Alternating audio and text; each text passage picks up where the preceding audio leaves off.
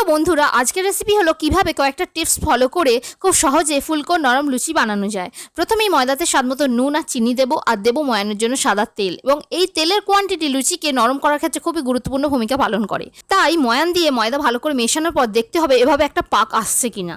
ময়ান বেশি হলে লুচি খাস্তা হবে এবং ফুলবে না। তারপর ঈষদুষ্ণ গরম জল দিয়ে ভালোভাবে ঠেসে ঠেসে ময়দা মেখে নেব। মাখাটা খুব নরমও হবে না এবং শক্তও থাকবে না। তারপর ঢাকা দিয়ে আধ ঘন্টার মতো আমি রেস্টে দেবো। তারপর ডো থেকে ছোট ছোট লেচি কেটে গোল করব ও সাদা তেল দিয়ে সুন্দর করে বেলে নেব। এরপর তেল গরম হয়েছে কিনা দেখার জন্য ময়দা ছোট্ট একটা বল তেলে ছাড়বো, এবং সঙ্গে সঙ্গে যদি ভেসে ওঠে তাহলে বুঝতে হবে লুচির জন্য তেল একদম রেডি। তো লেচি আমি তেলে ছেড়ে দিয়ে ছাঁচা দিয়ে প্রেস করতে থাকবো এবং লুচি ফুলতে শুরু করবে। এবং ফুলে উঠলেই উল্টে অপর দিকটাও ভেজে নেব। লুচি আমার ভাজা হয়ে গেছে। তো এরকম লুচি আলুর দম হোক কিংবা মাংস সবার সাথেই জমে যাবে। আশা করব ভিডিও আপনাদের জন্য হেল্পফুল হবে, আর ভালো লাগলে চ্যানেলটাকে সাবস্ক্রাইব করার অনুরোধ রইল। ধন্যবাদ।